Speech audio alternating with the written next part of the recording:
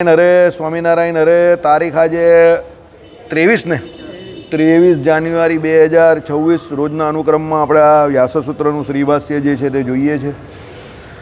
આજે એક વિશેષ તિથિ છે, વસંત પંચમી છે, અને આજે શિક્ષાપત્રીની જન્મજયંતિ છે. ભગવાન પુરુષોત્તમ નારાયણ શ્રી સ્વામિનારાયણ ભગવાને આજે શિક્ષાપત્રી નામક સર્વશાસ્ત્રના ઉપબ્રહ્મણરૂપ અતિશય મહત્વનો સંપ્રદાય માટેનો ગ્રંથ જે છે તે બનાવ્યો હતો. અશોકભાઈ, અશોકભાઈ બંધ કરો ને, અવાજ આવે છે. તો શિક્ષાપત્રી આધ્યાત્મિક દ્રષ્ટિએ આલોક અને પરલોકમાં સુખી થવા માટે દરેક જીવો માટે બહુ હિતકારી ગ્રંથ છે. એટલે ભગવાને એ ગ્રંથની રચના એવી રીતે કરી છે અને લખી છે સત્સંગી પ્રત્યે, અને એનું પાલન જે કોઈ જીવ કરે તો એ સર્વજન હિતકારી છે, એવું શ્રીજી મહારાજે પોતાના સ્વહસ્તે શિક્ષાપત્રીમાં લખેલું છે. હવે એ સત્સંગી પ્રત્યે અને સર્વજન હિતકારી તો બંનેમાં વિરોધાભાસ થોડો આવે છે, પણ એને એવી રીતે સમજવાનું છે તે સમજો. સત્સંગી પ્રત્યે લખી છે એટલે એ આપણા સંપ્રદાયનું બંધારણ છે. એટલે એ સંપ્રદાયનું બંધારણ છે તો એ સંપ્રદાયમાં જે કોઈ ભક્ત ભગવાનના ભક્તો જે છે તે એ પ્રમાણે વર્તશે તો એ ધર્મ, અર્થ, કામ અને મોક્ષ ચારે ચાર પુરુષાર્થની સિદ્ધિને પામશે. એ પ્રમાણે ન વર્તશે તો એ સત્સંગ થકી બહાર છે, એવું ભગવાને 207મા શ્લોકમાં લખી દીધું. અને સર્વજન હિતકારી એટલે સર્વજન માટે હિતકારી એટલે છે કે કદાચ કોઈ સત્સંગી નથી અને એને એ શિક્ષાપત્રીનો કોઈ શ્લોક ગમી જાય અને એ પ્રમાણે જો એ વર્તવા માંડે તો એના જીવનું પણ રૂદું થાય. એના માટે પણ એ હિતકારી તો છે જ.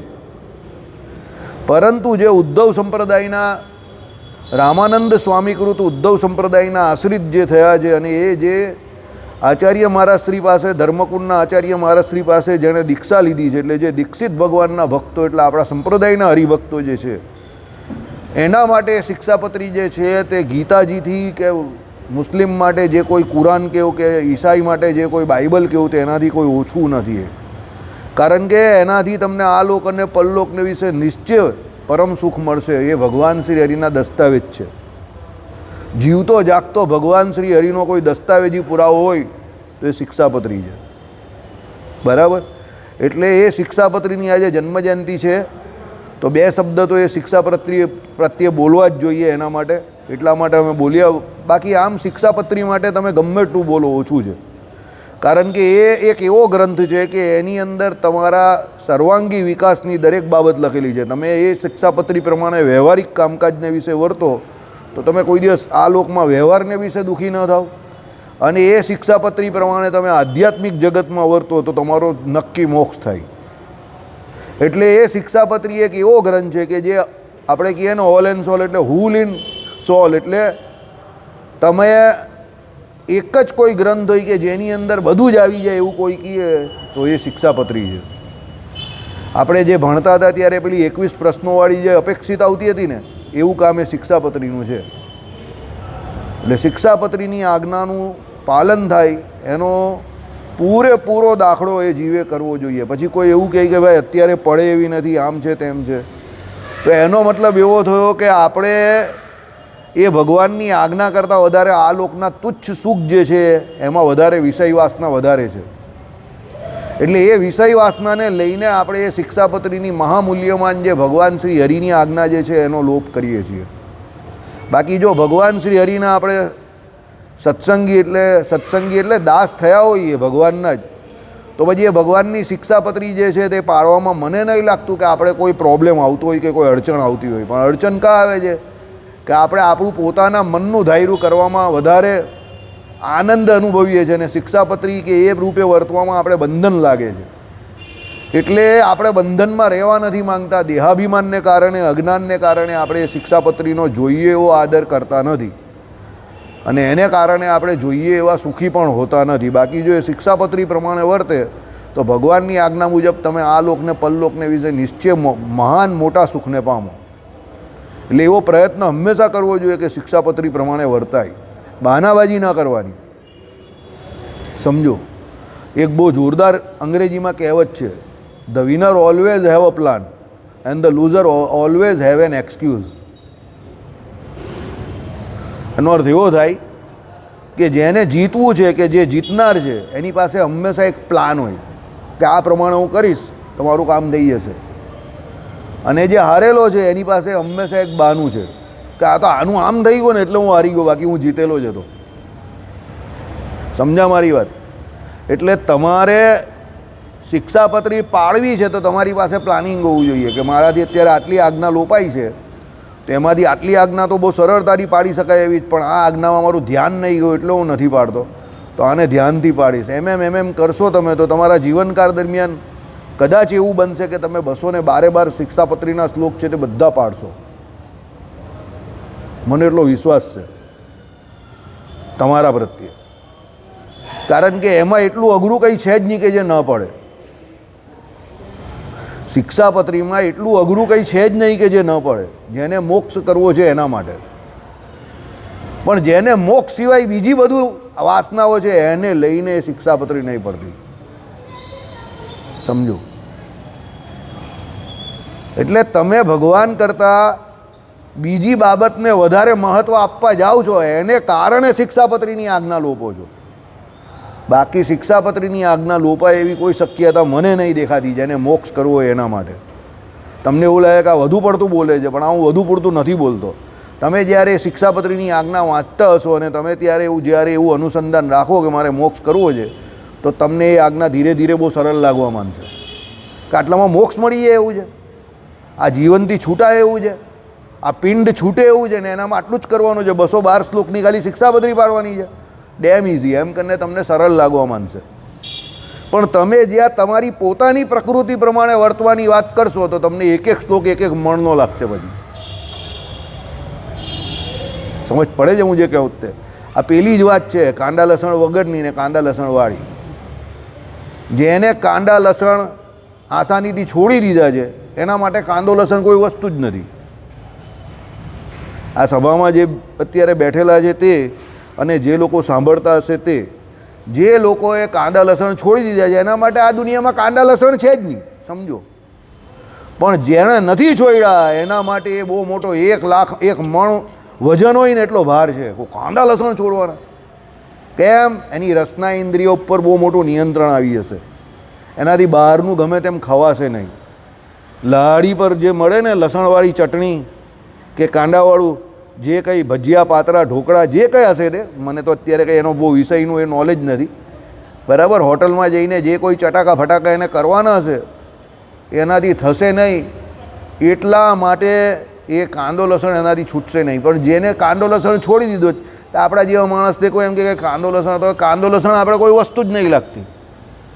પણ જેણે આ સભામાં પણ બેઠેલાને નથી છોડ્યો હજુ કે લગ્નમાં તો ચાલી જાય, બહાર ગયા હોય તો ચલાવવું પડે, તબિયત બગડેલી હોય તો લસણની 2 કડી તો ખાવી પડે, તો એનાથી નહીં છૂટે. ભલે આ સભામાં બેઠેલો જ ને ભલે એને ખોટું લાગે ને કોઈને, સમજો? પણ જેને છૂટી ગયો છે એના માટે આ બધી આજ્ઞા એવી છે, બધી આજ્ઞા એવી છે.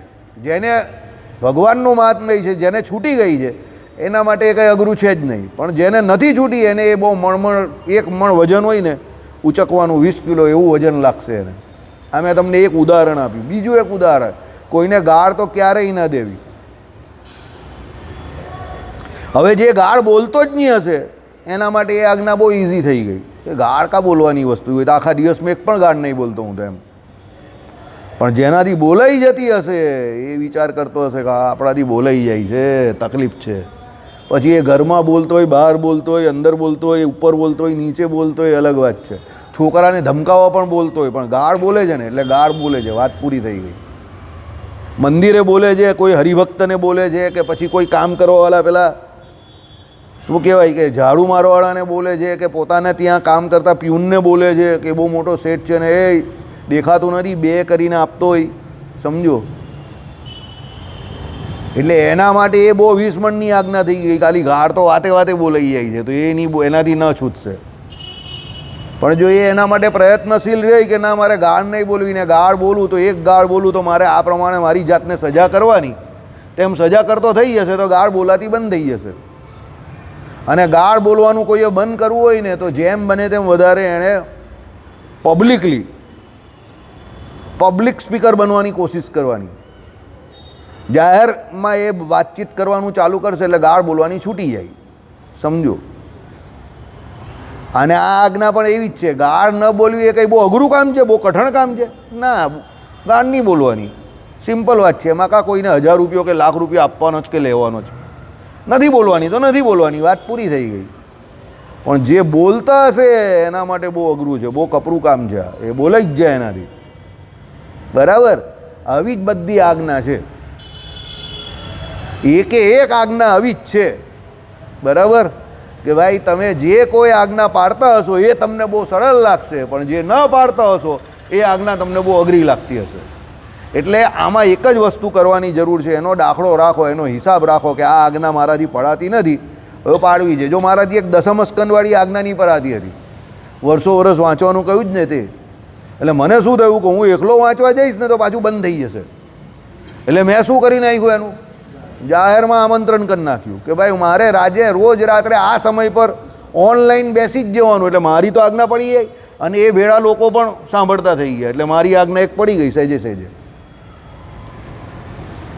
આજ્ઞા બહુ સરળ છે, દસમ સ્કંદ જ વાંચવાનો છે અડધો કલાક, અને એનાથી મને પણ લાભ છે ને જે સાંભળે એને પણ લાભ જ લાભ છે. પણ મારી આળસને કારણે હું ન વાંચતો હતો, ચોખ્ખી વાત કરું તમને. પણ હવે મને એ બહુ સરળ લાગે છે, રોજ આવી જ જાઉં છું હું ટાઈમ પર, ને તમે પણ આવી જાઓ છો, હવે કંઈ અઘરું નહીં લાગતું. પણ જો હું એવી રીતે બેસવાનું શરૂ ન કરતે, સમજો, માગસર સુદ પૂનમને દિવસે આપણે શરૂ કર્યો સત્સંગ, આજે કઈ તિથિ થઈ? વસંત પંચમી થઈ, એટલે એક્ઝેક્ટ 1 મહિનો ને 10 દિવસ થઈ ગયા. બરાબર ને? પૂનમ ટુ પૂનમ ને પછી અમાસ, ના, પૂનમ ટુ પૂનમ પછી પાછી અમાસ આવી, એટલે 15 દિવસ બીજા, અને આ બીજા 10 દિવસ, એટલે 2 મહિના થવામાં 10 દિવસ બાકી. સમજો, 50 દિવસ આપણે સત્સંગના થઈ ગયા.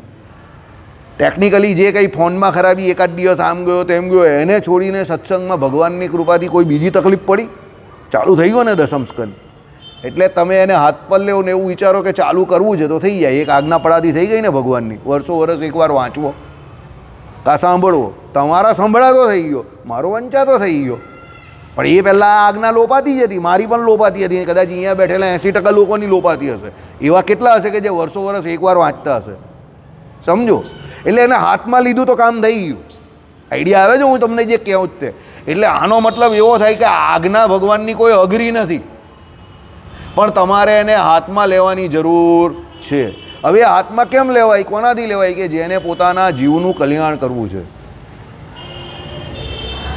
તમારે કલ્યાણ કરવું છે તો તમે એક આજ્ઞા હાથમાં લઈ લો કે ના ભાઈ મારે આજ્ઞા પાડવી પડશે, ભગવાનની આજ્ઞા છે.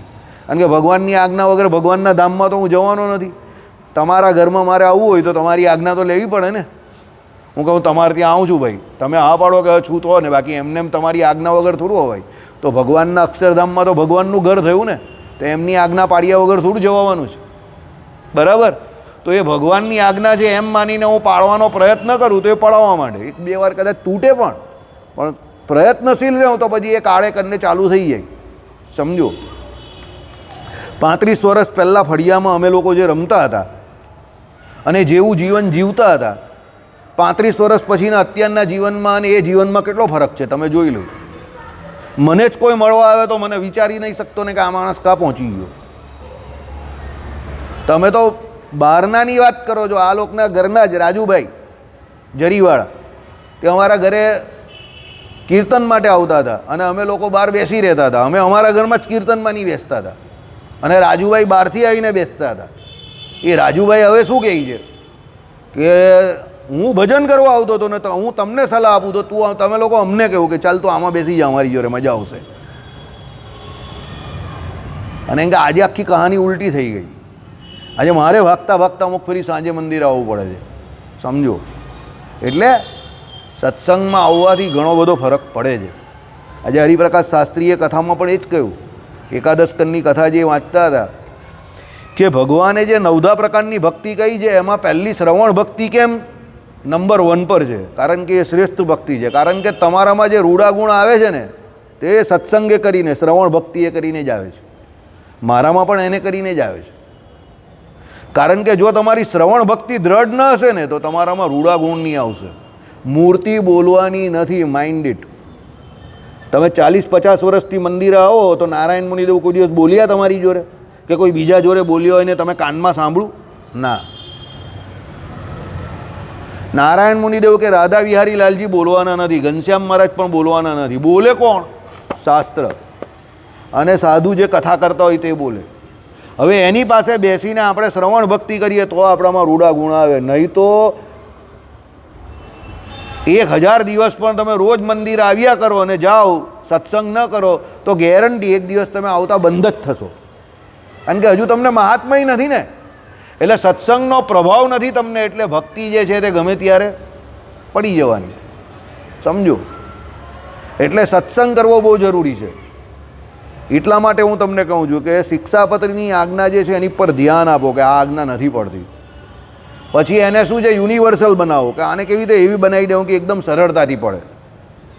જેમ આપણે આ દશમસ્કંદવાળું કહ્યું ને એવું મને એક વખત આનું પણ થયેલું, વિષ્ણુ સંબંધી યાગ કરાવવા ધનાઢ્ય એવા ગ્રહસ્થએ. મેં કહું આપણે ગ્રહસ્થ તો નથી, ધનાઢ્ય પણ નથી, પણ ભેગા થઈને આ કરાવી શકીએ છીએ. તો રાંદેર મંદિરમાં આપણે વિષ્ણુ યાગ કરાવી નાખેલો. બરાબર? વિષ્ણુ યાગ તો કાયમ નહીં કરાવવાનો હોય, પણ મને એમ કે આ કામ બાકી રહી ગયું છે તો આ કરાવી દઈએ તો થઈ ગયું. એકાદશીનું ઉજવણું એના માટે પણ એવું જ હતું કે ભાઈ તમે 24 એકાદશી કરો એનું ઉજવણું કરવું પડે. તો મને એમાં પણ એવું જ હતું. તો પછી મેં ધીરે ધીરે ચાલુ કરાવ્યું, તો એકાદશીનું ઉજવણું પણ રાંદેર મંદિરમાં થઈ ગયું. પેલા નાગજીભાઈ જાડાને આપણા બધા આવેલા, બધી 24 એકાદશીનું. આજે વસંત પંચમી છે એ નિમિત્તે આપણે આ ક્રીમ સલાડના પ્રસાદનું આયોજન કરેલું છે. અતિશય શુદ્ધ પ્રસાદ છે, એમાં અમૂલનું ક્રીમ છે અને અહીંયા મંદિરના જે ચોરી કરેલા ફ્રૂટ છે તે છે, બધા ચોરેલા ફ્રૂટ છે. કારણ કે શિક્ષાપત્રીની આજ્ઞા આપણે જ લોભી પહેલી, અને એની પર જ પહેલું પ્રવચન. ચોરેલા નથી. અહીંયા જે સરસ્વતી માતાને જે પેલા કેળાને બધું મૂકેલું હતું ને, તો હું આવેલો ને વહેલો, તો હરિપ્રકાશ શાસ્ત્રીની સામે જે બધા લઈ લીધા ને બધા કેળા તમારા નાખી દીધા. બરાબર? એટલે ભગવાનનું ભગવાનને આપી દીધું, તેરા તુજકો અર્પણ. બરાબર? ચાલો. એટલે શિક્ષાપત્રી પ્રત્યે થોડુંક કેવું હતું એના માટે તો થોડુંક તમને જણાવ્યું.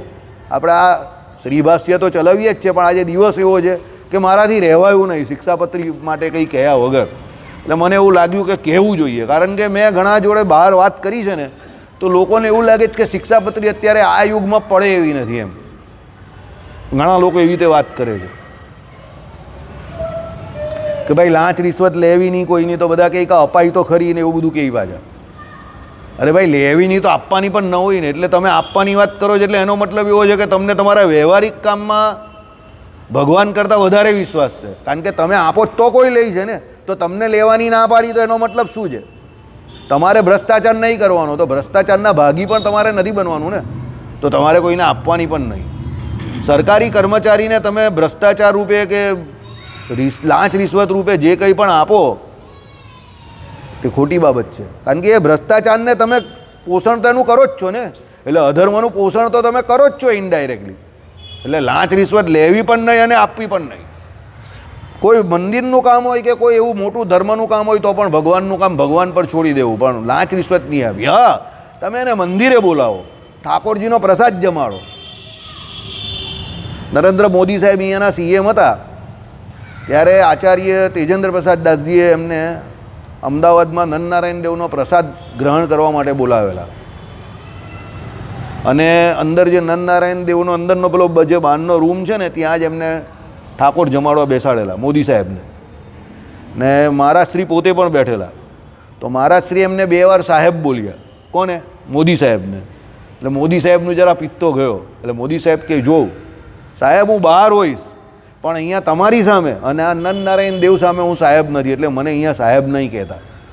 હું તમને આચાર્યશ્રી કહી શકું, હું તમને પગે લાગું, પણ અહીંયા તમારે મને કંઈ સાહેબ બાહેબ નહીં કહેવાનો કે પગે બગે નહીં લાગવાનું. કારણ કે આ સંપ્રદાયના આચાર્ય તમે છો, નરનારાયણ દેવ જે છે એનું રિપ્રેઝન્ટેશન તમે કરો છો, એટલે તમે અહીંયા મારાથી ઉચ્ચ સ્થાન પર છો. આવું નરેન્દ્ર મોદી સાહેબ બોલેલા આચાર્ય તેજેન્દ્ર પ્રસાદજીને. અને એમણે ચોખ્ખું કહ્યું કે તમે હવે મને સાહેબ કહેશો તો મને ખોટું લાગી જશે, એટલે મને સાહેબ નહીં કહેતા. બોલો, CM પોતે એવું કહેતા હતા.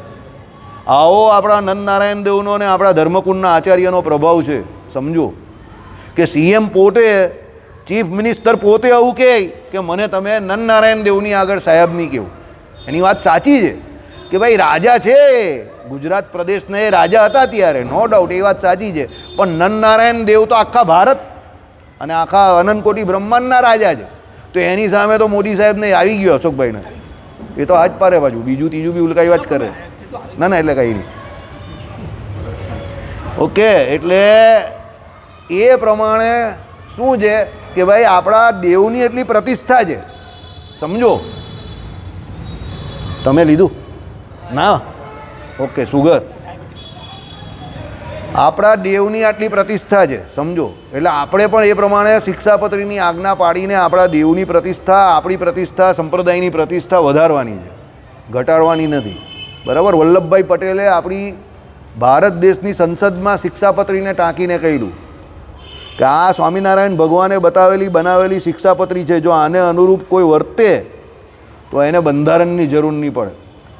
આવું વલ્લભભાઈ પટેલે બતાવીને કહ્યું આપણી શિક્ષાપત્રી. ભારતની પાર્લામેન્ટમાં આટલું શિક્ષાપત્રીનું મહાત્મ્ય હતું એમને, કારણ કે એમના ફાધર સત્સંગી હતા, એ પણ સત્સંગી જ હતા, સમજો. બરાબર? ચાલો, હવે આપણે ગઈકાલે જોયું કે ભાઈ ભગવાન જે છે તેમનામાં ભાવનાત્મક રીતે એટલી બધી શક્તિ રહેલી છે કે ભગવાન પોતે જે છે તે અનંતકોટી બ્રહ્માંડની ઉત્પત્તિ સ્થિતિને પ્રલયને કરે છે. તો એના માટે ભગવાનને બીજું કંઈ કરવાની જરૂર નથી, ખાલી ભગવાન પોતે જ સર્વશક્તિમાન છે. એટલે એ ભગવાન જે છે એમાં સર્વ કલ્યાણકારી ગુણ રહ્યા જ છે, અને એ ગુણો પ્રત્યે જ એમનો જે આ ગુણ જે છે, કયો ગુણ? તો જગતની ઉત્પત્તિ સ્થિતિ અને પ્રલયને કરવાનો ગુણ. તો એ એમનામાં સાહજિક રીતે રહેલો જ છે, અને એટલે જે ભગવાન છે. અને ભગવાનમાં એ જે કંઈ શક્તિ કે સામર્થ્ય રહ્યું છે તે આપણા માટે અચિંત્ય છે. અચિંત્ય એટલે આપણે એનું ચિંતન કરી શકતા નથી, એવું આપણે ગઈકાલે જોયું. સત્ય પદાર્થ તું એક જ છે, બરાબર, ઇત્યાદિ વચનો પણ સગળું મિથ્યા એમ કહેતા નથી, પણ સગળાનો આત્મા બ્રહ્મ છે, માટે બ્રહ્મથી છૂટું રહેલું સગળું મિથ્યા છે એમ કહે છે. એ જ વાત નીચેના વાક્યમાં બતાવે છે. તવૈશ મહિમા યેન વ્યાપ્તમેત અધ્ય ચરાચરમ, એટલે એ તારો મહિમા છે. મહિમા એટલે મોટાપણું. એ જે આ સ્થાવર જંગમ તારાથી વ્યાપ્ત છે, તારા થકી સ્થાવર જંગમ વ્યાપ્ત છે, તેથી એ ત્વદાત્મક, તું જેનો આત્મા છે એવું છે. એટલે તારાથી અન્ય કોઈ પદાર્થ નથી. આમ તું સર્વનો આત્મા હોવાથી તું એકલો જ સત્ય વસ્તુ છે. હવે અહીંયા જે એમ કહ્યું કે ભાઈ એ ભગવાન કે બ્રહ્મ એકલા સત્ય છે, એટલે જગત મિથ્યા, નારાયણ સત્ય, એ જે અદ્વૈતીઓ કહે છે શ્રુતિ ઉપરથી, તો એ વાત બરાબર નથી. ભાઈ એ બ્રહ્મ સત્ય છે, એટલે એ બ્રહ્મને સત્ય, ભગવાનને સત્ય એટલે કયા છે કે આખા જગતને વિશે, અનંતકોટી બ્રહ્માંડને વિશે જે કોઈ બીજા જીવ છે કે જે કોઈ પણ બીજું એમ કહે કે આ માયાનું આખું કારખાનું છે, એને વિશે ભગવાન સર્વવ્યાપક છે, એના આત્મા તરીકે રહ્યા છે, ધારક છે, નિયંતા છે અને શેષી છે. હવે એ પરમાત્મા બધાના આત્મા તરીકે રહ્યા છે, એટલે એ પરમાત્માને સત્ય કહ્યા છે. એનો મતલબ એવો નથી કે બીજા મિથ્યા છે, પણ એ પરમાત્મા સર્વવ્યાપક છે અને સર્વ જીવોના પણ આત્મા, એટલે આત્માના પણ આત્મા પણ રહ્યા છે, એટલે એ પરમાત્માને શું કહ્યા છે? સત્ય કહ્યા છે. અને મિથ્યા કોઈને બીજાને કહ્યા જ નથી. બીજા જે કોઈ છે તે પણ છે, પણ પેલા પરમાત્મા જે છે તે કોણ છે? ધારક છે, નિયંતા છે અને શેષી છે. એટલે બ્રહ્માત્મકપણે, આત્માપણે આ જગતના જે કોઈ પણ એમ કહે કે જગતનું નિરૂપણ કરેલું છે, તે જગતનું નિરૂપણ કેવું છે? તો એ ભગવાન જે છે તે જગતના આત્માપણે રહ્યા છે, એટલે ભગવાનથી એ જગત જુદું નથી. ગૌરવને આપ્યું? ઓકે, એટલે ભગવાન જે છે એનાથી એ જગત જુદું નથી.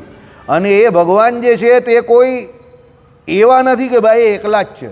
આ જગત જે છે એની અંદર સર્વવ્યાપક છે જ. પેલા બંનેને એને પેલા અંદર બી મોકલાવી દે, બે કલ્પેશમાં બી બે મોકલાવી દે. ઓકે, એટલે એ પ્રમાણે ભગવાન જે છે તે સર્વના આત્મા છે, બરાબર. એટલે ભગવાનને પરમ સત્ય કહ્યા. પણ એનો મતલબ એવો નથી કે બીજું બધું મિથ્યા છે, બીજું પણ સત્ય જ છે, પણ ભગવાન સર્વના આત્મા હોવાથી એમને સર્વાત્મા કહ્યા. બીજું, આમ અર્થ ન હોત તો એમ કહેવું જોઈતું હતું કે તારામાં ભ્રાંતિ થયેલી છે, એટલે તું જે અધિષ્ઠાન તેમાં, કારણ કે વળી હે જગતના પતિ, તું ઇત્યાદિ પદોની લક્ષણા કરવી પડે, કારણ કે સાંકર વેદાત પ્રમાણે જગતપતિપણું, હું તું વગેરે સર્વભેદ મિથ્યા છે, એટલે કે શબ્દોને લક્ષણા કરીને ઘટાડવા પડે.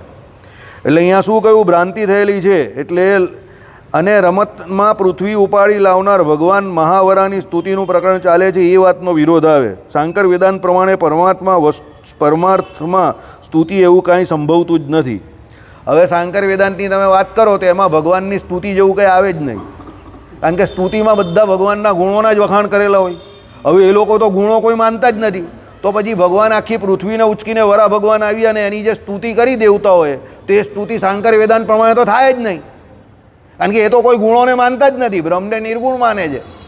એટલે જગતગુરુ રામાનુજાચાર્ય શું કહે છે કે ભાઈ પરમાત્મા એ અનંત કલ્યાણકારી ગુણો પણ છે, પરમાત્મા પોતે પરમ સત્ય છે અને એ પરમાત્મા જગતની સર્વે વસ્તુમાં પૂરેપૂરા ભારોભાર વ્યાપીને રહ્યા છે, પૂરેપૂરા ભારોભાર, જરા પણ ઓછા વધતા નહીં. વળી જ્ઞાન સ્વરૂપ એવો જે તું તે આખા જગતનો આત્મા છે, તેથી એટલે મૂળમાં અનાત્મા જ્ઞાનાત્મા શબ્દ છે, પણ તે જ અર્થમાં જ્ઞાન સ્વરૂપ શબ્દ પણ શ્લોકમાં વપરાયેલો છે, તેથી પરિચિત શબ્દ છે એટલે કહ્યું. એટલે તારા વડે વ્યાપ્ત હોય એ તારું મૂર્ત સ્વરૂપ છે. એટલે આ જગત જે છે તે ભગવાનનું મૂર્ત સ્વરૂપ છે, કારણ કે ભગવાન જે છે તે સર્વ અંતર્યામી બધે રહ્યા છે, એટલે એ ભગવાનનું મૂર્ત સ્વરૂપ, એટલે મૂર્તિમાન સ્વરૂપ કયું છે? આ જગત છે, બરાબર. અને તેથી તું જગતનો આત્મા છે એ વાતના અનુભવનું સાધન જે યોગ તે થકી જેઓ રહિત છે તેઓ આ જગત કેવલ દેવ મનુષ્યાદિ રૂપ છે એમ ભ્રાંતિ જ્ઞાન થકી જુએ છે, એમ ઇત્યાદિ શ્લોકમાં કહે છે.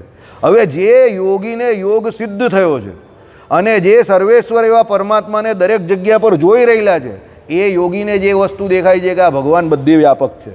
બાકી બીજા જે કોઈ છે એના માટે એ ભગવાન નહીં, પણ આ દેવ મનુષ્યાદિ આપણે જેમાં બધા જુદા જુદા દેખાય છે એમ બધું દેખાય છે. એટલે એમ કહ્યું કે ભાઈ તું ભ્રાંતિ એ કરીને આ બધું જોઈ રહેલો છે, પણ એ મૂળભૂત ભ્રાંતિ નથી, પણ મૂળભૂત છે શું? સત્ય હકીકત પેલાને યોગ સિદ્ધ થયો નથી એટલે દેખાય નથી.